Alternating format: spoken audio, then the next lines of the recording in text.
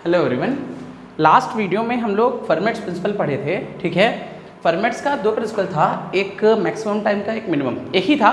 ठीक है, लेकिन उसको दो पार्ट थे ना, कि ये कहा था कि लाइट जो होगी हमेशा उस पाथ को चूज़ करेगा जिसमें मिनिमम टाइम लगेगा, या तो लाइट उस पाथ को चूज़ करेगा जिसमें मैक्सिमम टाइम लगेगा ना। ये दो चीज़ हम लोग दिखे थे।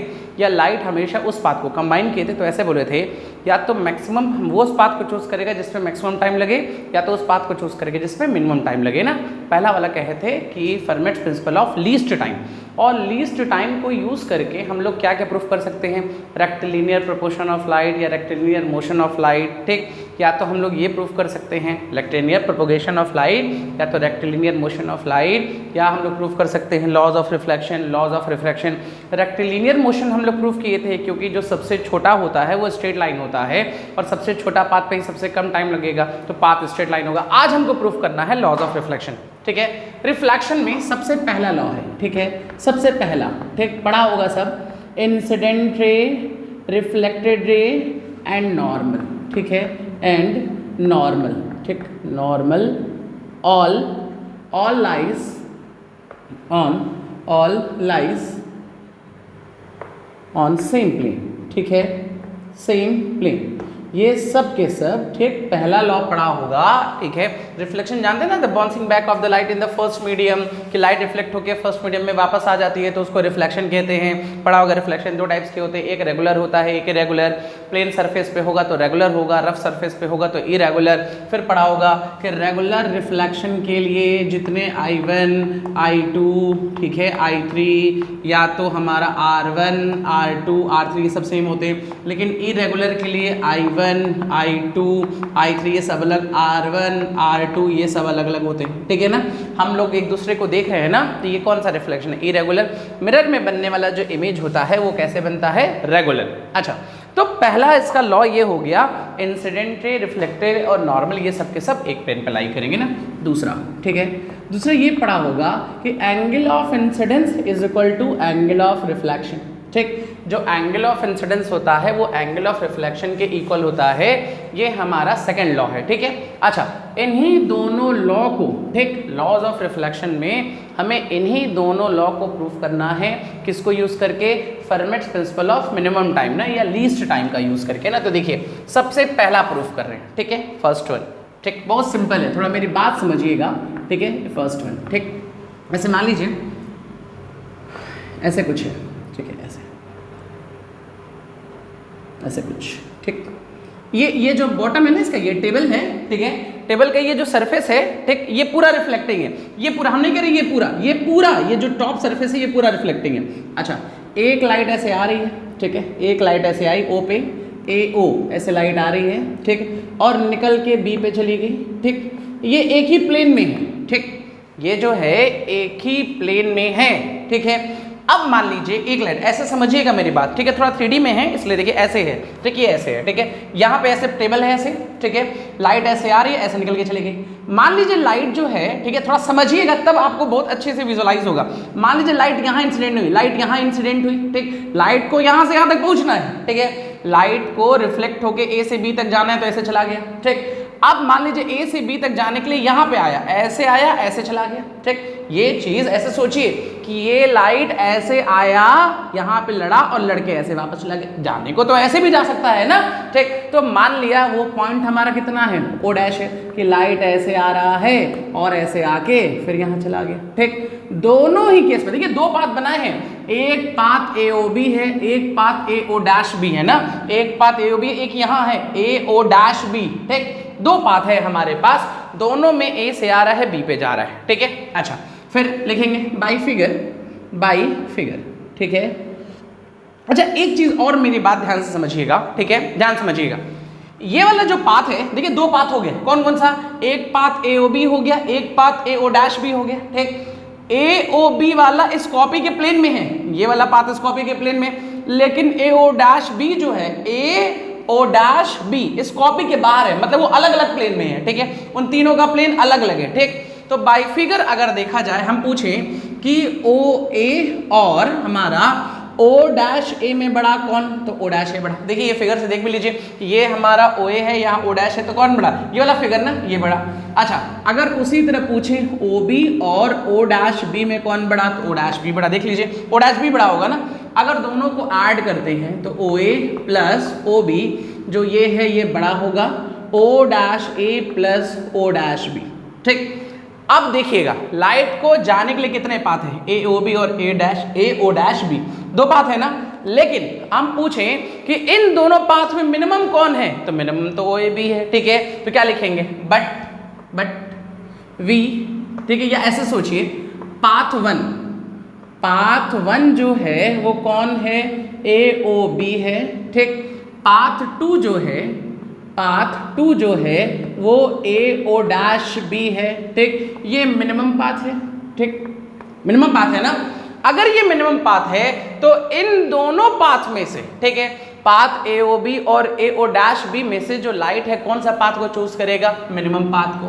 ठीक है, कैसे पता है, Fermat principle of minimum time से। ठीक, तो बट, ठीक है, या so by Fermat's principle of minimum time, ठीक है, लाइट चूज, ठीक, पाथ वन। ठीक, path one because it takes minimum time, ये मिनिमम टाइम लेगा और ये ए ओ बी वाला पाथ जो है वो एक ही प्लेन में होगा। So incident ray, reflected ray and normal all lies in a same plane। ठीक है, on a same plane। बस इसमें ये हमारा पहला लॉ प्रूफ हो गया। ठीक है, ये पहला लॉ प्रूफ हो गया। किसका लॉ प्रूफ हो गया, लॉज ऑफ रिफ्लेक्शन का। ठीक है, चलिए अब इसका सेकंड लॉ देखते हैं। ठीक है, सेकंड लॉ में देखिएगा क्या है। सेकंड लॉ में हमको ये दिखाना है कि जो एंगल आई है वो एंगल आर के इक्वल है। तो देखिए क्या कर लेते हैं, सपोज दैट एंगल आई को एंगल आर के इक्वल दिखाना है। तो देखिए ये एक मिरर लेते हैं। ठीक, एक मिरर ले लिया सी डी। ठीक है, ये एक रिफ्लेक्टिंग सरफेस है। ठीक है, अब ये सेकंड पार्ट प्रूफ करने जा रहे हैं। ठीक है, एंगल आई एंगल आर के, ये लाइट ऐसे इंसिडेंट हो रही है। ठीक, ऐसे रिफ्लेक्ट होकर ऐसे जा रही है। ठीक है, जो इंसिडेंट लाइट है वो ए है, इंसिडेंट पॉइंट ऑफ इंसिडेंस ओ है, निकल के गया बी पे। ठीक, और ये हमारा नॉर्मल है, ये एंगल आई है और ये एंगल हमारा क्या है, आर। ठीक है, ये एंगल आई है, ये एंगल हमारा कितना है, आर। अच्छा इसको जरा कंबाइन करिए। ठीक, कंबाइन कर लिया। अगर ये आई है तो ये भी एंगल कितना, आई, ये आर है तो ये भी एंगल कितना, आर। चलिए हो गया। अब सपोज कर लेते हैं लेट, ठीक, मान लिया जो ओ ए है ये ओ ए, इसको यू सपोज कर लिया, यू। ठीक, जो ओ बी है, ठीक, ओ बी, इसको मान लिया वी, और ए सी जो है ए सी, इसको मान लिया एम, ये मान लिया एम। ठीक है, और बी डी को मान लिया बी, डी को मान लिया एन। ये हमने सपोज कर लिया पहले। ठीक है, अच्छा अब लाइट जो डिस्टेंस चल रहा है ए से बी तक जाने के लिए, ए ओ बी। ठीक, अब हम लोग जानते हैं speed is equal to distance upon time. ठीक, तो time is equal to distance upon speed. ठीक, तो टाइम, ठीक है, अगर ए से बी तक लाइट को पहुंचना है, ए से बी तक पहुंचना है तो ऐसे चलेगा ना। ठीक, कुछ लोग सोचेंगे ऐसे क्यों नहीं जा रहा है, क्योंकि हम रिफ्लेक्शन पढ़ रहे हैं, ऐसे ही जाएगा, रिफ्लेक्ट कर रहा है ना, ये ऐसे नहीं तो हम स्ट्रेट लाइन तो चलता ही चलता है ना, सीधा नहीं जाना, रिफ्लेक्शन पढ़ रहे हैं ना। कुछ लोग के दिमाग में हमसे पूछ रहे थे एक बार कि ये ऐसे क्यों नहीं जा रहा है। ठीक है, अरे हम रिफ्लेक्शन पढ़े इसलिए ऐसे जा रहे हैं। ठीक, तो डिस्टेंस की जगह क्या लिखें, ओ ए प्लस कितना, ओ बी। देखो O A plus O B upon light की स्पीड कितनी होती है, सी। अच्छा अब ध्यान से देखिए, हमको ओ ए की वैल्यू निकल। अच्छा ओ ए की जगह क्या लिख सकते हैं, देखिए यू प्लस ओ सी की जगह कितना, वी, और अपॉन कितना लिख सकते हैं, सी, लिख सकते हैं ना। अच्छा अगर हमको ओ ए की वैल्यू, यू की वैल्यू निकालनी, देखिए ये राइट एंगल ट्रायंगल है ना, इस राइट एंगल में ट्रायंगल में ये एंगल है, ये क्या है, बेस, और ये क्या है, हाइपोटेनस। तो cos theta, cos i is equal to base upon hypotenuse, मतलब कितना, m अपॉन u। तो u is equal to m upon cos है। देखिए यहां से लिख सकते हैं u is equal to m upon cos i, या तो u इज इक्वल लिख सकते हैं m sec i। ये निकल गया। अच्छा इसी तरह अगर इसमें निकालें तो cos r cos r is equal to क्या चीज, फिर ये ना ये ट्राइंगल बेस अपॉन हाइपोटेनस, ये कितना माने हैं, n माने हैं, ठीक है, तो n, ठीक है, बेस अपॉन हाइपोटेनस, तो n अपॉन v, तो v की वैल्यू यहां से लिख सकते हैं n अपॉन cos r, तो v sec r, ठीक, फ्रॉम फर्स्ट, ठीक है, ये फर्स्ट है, ये फर्स्ट है, फर्स्ट में रखिए जरा, ठीक है, तो लिखेंगे t is equal to 1 upon c अलग कर लेते हैं, ठीक, 1 अपॉन c अलग कर लिया। अच्छा, अब u की जगह लिखेंगे m sec i, ठीक है, प्लस, ठीक, v की जगह क्या लिखेंगे n, ठीक है, ये सॉरी ये n होगा ना, ठीक है, n sec r, ठीक, ये इतना हम निकाल ली, ये हमारा इक्वेशन टाइम के लिए आ गया, time is equal to 1 upon c m sec i n sec r। अच्छा, इसको जरा पार्शियली डिफरेंशिएट करिए, ठीक है, कई सारे वेरिएबल है ना, तो पार्शियली टाइम का डिफरेंशिएशन dt 1 अपॉन सी, ठीक, m sec थीटा का डिफरेंशिएशन कितना होता है, sec थीटा का, sec थीटा tan थीटा, तो क्या लिखेंगे sec i tan i, साथ में di, पार्शियल डिफरेंशिएशन रहा है, वेरिएबल i भी है, r भी है, t भी है, जब एक से ज्यादा वेरिएबल होते हैं तो पार्शियल डिफरेंशिएशन होता है, याद रखिएगा, पार्शियल में एक्स्ट्रा di आता है। अच्छा, प्लस n sec r का कितना, sec r tan r, साथ में कितना dr, ये आ गया, ये हमारी dt की वैल्यू आ गई। अच्छा, हम लोग कौन सा प्रिंसिपल यूज कर रहे हैं, format principal of minimum time, तो टाइम अगर मिनिमम हो, टाइम को हमको क्या करना है, मिनिमम, ठीक, कैसे हमको पता टाइम मिनिमम हो, format principles of minimum time से, मिनिमम टाइम, ठीक, अच्छा, टाइम मिनिमम हो तो dt सबसे मिनिमम टाइम कितना हो सकता है, 0, टाइम अगर मिनिमम हो तो इस dt की वैल्यू कितनी हो सकती है, 0, तो ये पूरा 0 कर दे, dt के जगह 0, c 0 में चला गया, तो ये पूरा टर्म 0, तो क्या मिला m sec i into tan i di, और ये इधर भेज देना 0 के, तो क्या बचेगा minus n sec r tan r into dr, this is equation first, ठीक है, ये हमारा इक्वेशन फर्स्ट है।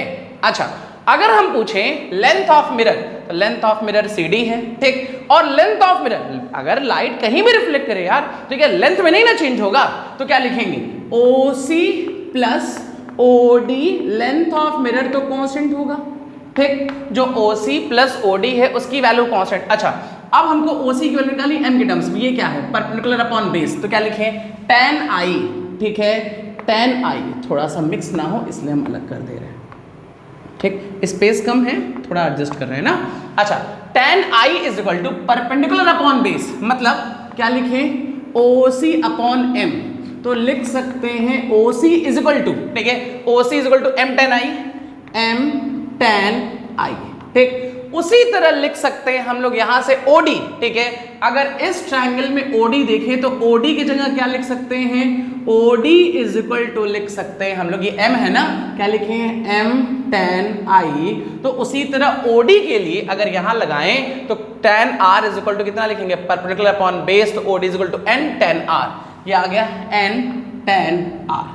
ये दोनों वैल्यू जरा इसमें रखिएगा, तो OC की जगह कितना m tan i plus n tan r, और इनका सम कितना कांस्टेंट, ठीक, इस इक्वेशन में फिर पार्शियल डिफरेंशिएशन करिए, तो m tan i का कितना sec square i di plus, ठीक, n तो कांस्टेंट है ना, tan का कितना sec square r into dr is equal to 0, या तो लिख सकते हैं, देखिएगा m sec square i di is equal to minus, ठीक है, कितना n sec square r dr, this is equation 2, ठीक, या इक्वेशन 2 ना करके ये इक्वेशन 1 है, ये 2 है, और ये हमारा 3 है।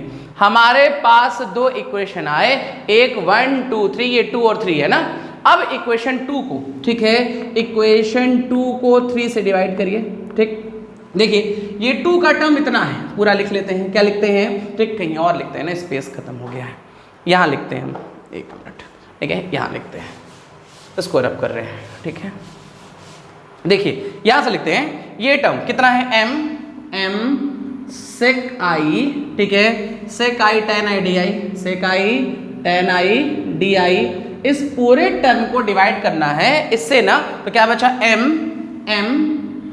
sec स्क्वायर i di, ठीक, इज इक्वल टू माइनस ठीक है, माइनस ही है ना, कितना n sec r tan r और साथ में कितना dr अपॉन, ठीक है, ये बचेगा ना कितना minus n sec square r dr, ठीक, dr minus minus n m di sec i से sec i कैंसिल, क्या बचा tan i upon sec i is equal कितना बचा, यहाँ से sec से sec कैंसिल ना, tan r upon sec r हो गया सॉल्व।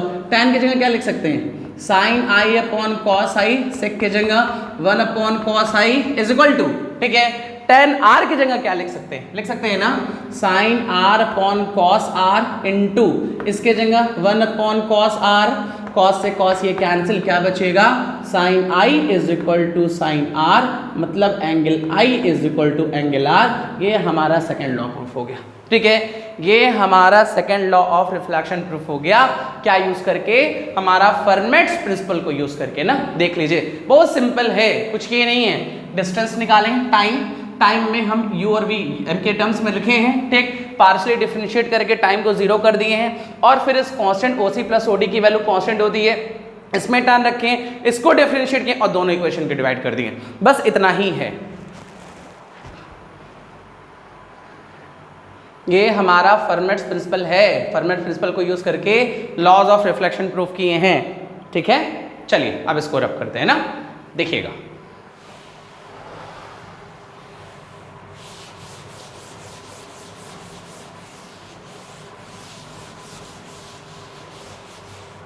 ठीक है, ध्यान से देखिए, लॉज ऑफ रिफ्लेक्शन के बाद आ जाते हैं laws of refraction, laws of refraction, ठीक है। एक बार आप लोग खुद से करिएगा, ठीक है, जब हम कर लिए हैं ना, एक बार पहले ध्यान से बैठ के समझ लीजिएगा, ठीक है, एक बार ध्यान से बैठ के समझेंगे और फिर से कॉपी पे करेंगे ना तो बहुत इजीली सॉल्व हो जाएगा, कुछ टफ नहीं है, ठीक है। अच्छा, लॉज ऑफ रिफ्रैक्शन, ठीक, अब हमको फर्मेट प्रिंसिपल को यूज करके लॉज ऑफ रिफ्रैक्शन प्रूफ करना है, ठीक है। सबसे पहला वही काम, क्या क्या, incident ray, reflected ray and यहाँ पे रिफ्रैक्टेड होगा, उसमें रिफ्लेक्टेड रे था, इसमें रिफ्रैक्टेड रे है एंड नॉर्मल, ठीक है, नॉर्मल ऑल लाइज है ना सेम प्लेन, ठीक, ये तीनों एक प्लेन में लाई करते हैं। और दूसरा लॉ क्या है, साइन आई, ठीक है, साइन आर, इसका रेशियो कांस्टेंट होता है, इसी को स्नेल्स लॉ भी कहते हैं, ठीक, ये हमारा क्या है स्नेल्स लॉ है ना, इसी को स्नेल्स लॉ भी कहते हैं, ठीक है। अब ध्यान से देखिएगा, एक मिनट, ठीक है, चलिए अब ध्यान से देखिए, इस लॉ को हम प्रूफ करने जा रहे हैं, ठीक है। सबसे फर्स्ट लॉ प्रूफ करते हैं, ठीक, ध्यान से देखिए, ऐसे फर्स्ट प्रूफ करते हैं, ठीक है। मान लीजिए ये हमारा मीडियम 1 है, ठीक, ये मीडियम 2 है, ठीक है, लाइट ऐसे जा रही है, ये हमारा नॉर्मल है और लाइट ऐसे चलेगी, ठीक, ये ऐसे चलेगी, ए से बी, ये ओ है, ये बी है, ठीक, जो हमारा AO है वो इंसिडेंट रे है, जो हमारा OB है वो रिफ्लेक्टेड रे है, ठीक है। और यही प्रूफ करना है कि ये और ये तीनों एक ही प्लेन में लाई करते हैं, ठीक, मान लिया, ठीक है, ऐसे फिर मान ले, देखिए वही चीज है कि हो सकता है पॉइंट O यहाँ ऐसे आए और ऐसे करके जाए, ठीक, मान लिया ये O जो है ना इस प्लेन में नहीं, ये बाहर है, मतलब हम यहाँ कहीं मान रहे हैं, सपोज दैट ये यहाँ होने का मतलब इस लाइन पे नहीं, ये बाहर है, यहाँ कहीं ऐसे सपोज करें O डैश ऐसे है, ठीक, ये O डैश यहाँ कहीं बाहर है, तो लाइट ऐसे आएगी और ऐसे रिफ्लेक्ट होके जा रही है, ठीक है, या O डैश इधर मानते हैं ना, एक लाइट से मान लेते हैं ऐसे कहीं है O डैश, ठीक, तो लाइट ऐसे आ रही है और ऐसे घूम के जा रही है, ठीक है, ये चीज ऐसे जा रहा है, ठीक, ये इस पे नहीं है, इस प्लेन के बाहर है, फिगर में बन नहीं पा रहा है, ये पॉइंट यहाँ है, ऐसे लाइट आ रही है, ऐसे घूम के जा रही है, ठीक। अच्छा, बाई फिगर, बाई वही पुराना काम रिपीट कर रहे हैं, बाई फिगर अगर देखा जाए, ठीक, तो OA और O डैश, OA और O डैश A में बड़ा कौन है, O डैश A बड़ा है, OA और O डैश A में बड़ा कौन है, ये। उसी तरह OB और ये ना ऐसे लिखे ना O डैश B, OB और O डैश B में बड़ा कौन, फिर ये पुराना कॉपी हो रहा सिंबल, ठीक है। अब OA प्लस OB बड़ा O dash A plus O dash B, ठीक। तो जाने के लिए दो पाथ है, पाथ 1 ये 1 है, ये 2 है, ठीक है। फिर वही पाथ 1 जो है वो AOB है, ठीक। पाथ 2 जो है वो AO डैश भी है, लेकिन ये मिनिमम है, ठीक। सो लाइट चूज, ठीक है, कौन सा? पाथ 1। और पाथ 1, ठीक है, for path 1 incident ray, reflected ray and normal all, ठीक है, लाइज, है ना, सेम प्लेन। ये तीनों के तीनों कैसे प्लेन पे लाई करेंगे? सेम प्लेन पे। ये हमारा प्रूफ हो गया। क्या प्रूफ हो गया? लॉज ऑफ रिफ्रैक्शन का पहला पार्ट, ठीक। अब जरा देखिएगा सेकंड पार्ट, ठीक है। सेकंड पार्ट ध्यान से समझिएगा ना, थोड़ा बड़ा है, जैसे उसका सेकंड पार्ट बड़ा था, ठीक है। बड़ा है लेकिन सिंपल है, ठीक है। देखिए सबसे पहले क्या कर लेते हैं, ये ले लेते हैं, ठीक है, ऐसे कुछ, ठीक। ये मीडियम 1 मान लेते हैं, ये मीडियम 2 मान लेते हैं। इस पे ऐसे लाइट इंसिडेंट हो रही है, ये हमारा नॉर्मल है, ठीक है। और ये हमारा रिफ्लेक्टेड रे है, ठीक। ये I है और ये कितना है? R है, ठीक है। हमको दिखाना है कि sine I by sine R का रेशियो क्या होता है? कांस्टेंट। अच्छा, ये O, ये A, ठीक है, ये B, ठीक, ये ड्रॉ कर लें, ये C, ये ड्रॉ कर लें, ये कितना? D, ठीक। मेरी बात ध्यान से सुनते जाइए, बहुत इजी काम कर रहे हैं, ठीक है। ये I है तो फिर ये I, ये R है तो ये फिर कितना? R। आप सपोज कर लिया, लेट, ठीक है। हाँ, एक चीज और, इस मीडियम का रिफ्रैक्टिव इंडेक्स मान लिया N1, ठीक। इस मीडियम का रिफ्रैक्टिव इंडेक्स मान लिया कितना? N2, ठीक है। ये हमारा इस मीडियम का रिफ्रैक्टिव इंडेक्स N1 मान लिए, इसका N2 मान लिए, ठीक है। अच्छा, पहले लिख चुके थे। इसमें वेलोसिटी V1 मान लेते हैं और इसमें वेलोसिटी V2 मान लेते हैं, ठीक है।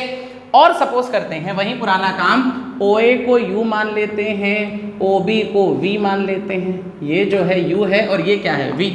और AC को M मान लेते हैं और BD को N मान लेते हैं, ये N है, ठीक। अच्छा, NN सेम मिल जाएगा ना, तो इसको μ1 μ2 मान लेते हैं। एक मिनट, थोड़ा और कन्फ्यूजन दूर रहेगा। ये μ1, ये μ2, ठीक। और ये M मान लेते हैं, ये पूरा M है। अच्छा, ध्यान से देखिएगा।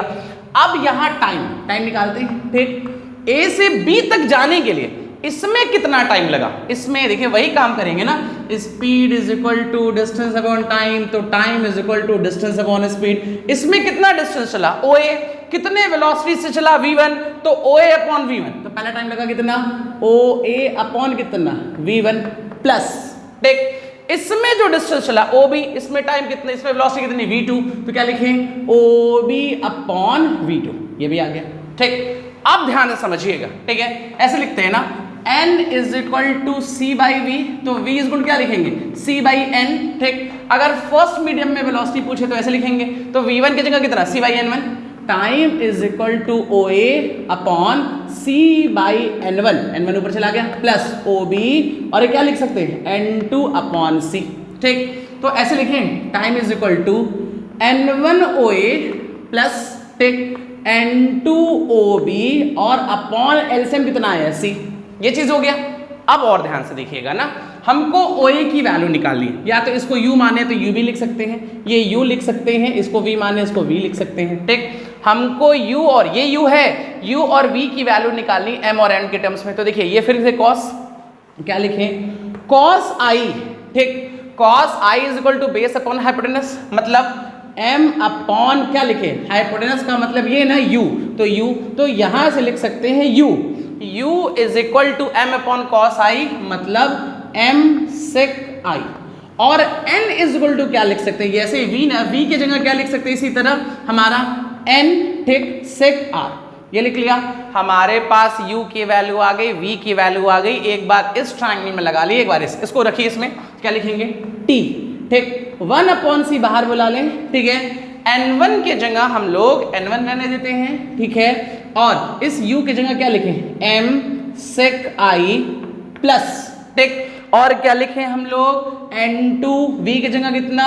N sec R, ये लिख लेते हैं, ठीक है। ये हमारा टाइम आ गया, ठीक है, 1 अपॉन C। अब इसको जरा डिफरेंशिएट करिए फिर से, तो dt, ठीक, 1 अपॉन, थोड़ा और दूर लिखते हैं ना, dt is equal to 1 upon C। वही पुराना डिफरेंशिएशन चल रहा है, कुछ नया नहीं चल रहा है, ठीक है। N1 M1, M N1 constant है, M N1 कांस्टेंट है, तो sec I का कितना होगा?